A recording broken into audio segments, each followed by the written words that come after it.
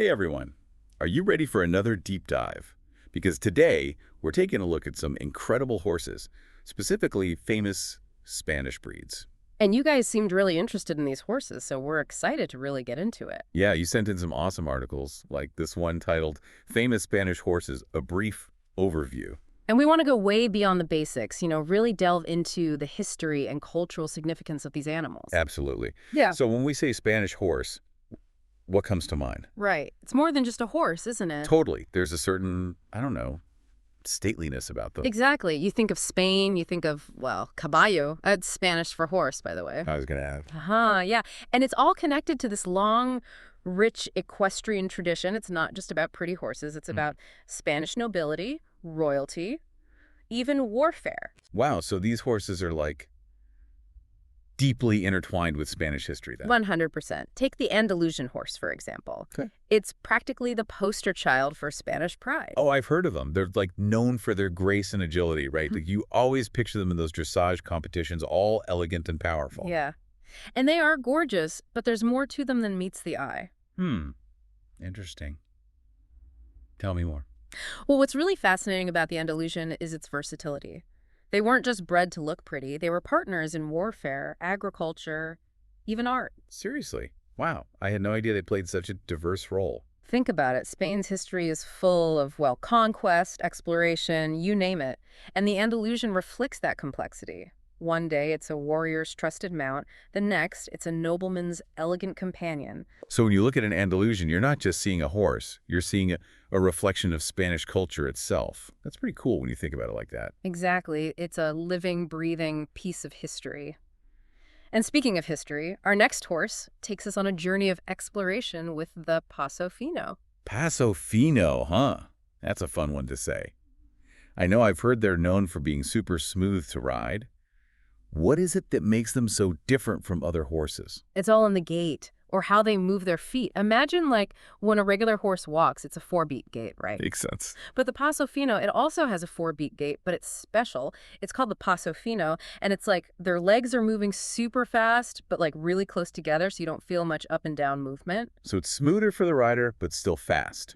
Right, like a high-speed cruise. They're these small but strong horses, and they were bred for stamina, endurance, covering long distances. Oh, yeah, that makes sense. If you think about it from, like, the perspective of those Spanish explorers, right? Exactly. They were venturing into these unknown lands and needed a horse that could handle it. At the Paso Fino, was it? The perfect partner. They could go further and for longer with a smoother ride. Yeah. And in fact, there's even a Paso Fino that's like a total legend. His name was Cappuccino. Cappuccino, the horse, what made him so legendary? Oh, just a casual 14 national championships. Wow. Yeah, he was known for his speed, his smooth gait, his stamina, everything a Paso Fino should be. 14. Okay, wow.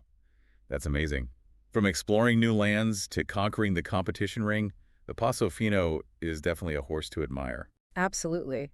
And speaking of Spanish exploration and its impact, let's head over to South America for a breed that really speaks to that fusion of cultures, the Peruvian Paso. Now, those are some beautiful horses, I have to say. I've seen pictures, and they just have this elegance, this presence. Plus, I've heard about their, like, high-stepping gait. There's something else. Well, remember how we talked about those Spanish conquistadors and their horses? When they came to South America, they brought their trusty Andalusians with them, and over generations... They started changing? Exactly. They adapted to the new environment, they mixed with some native breeds, and bam!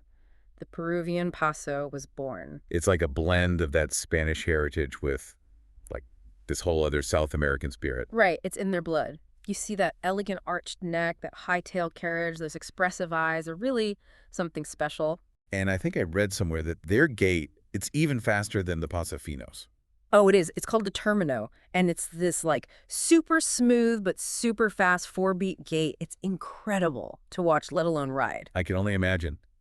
Like gliding across the plains of South America, so cool. It's a truly unique riding experience. And speaking of horses that are known for their hardiness and, well, a bit of a wild streak, let's talk about the Spanish Mustang. The Spanish Mustang, now that's one I'm a little confused about. See, I always thought Mustangs were those wild horses, roaming free in the American West.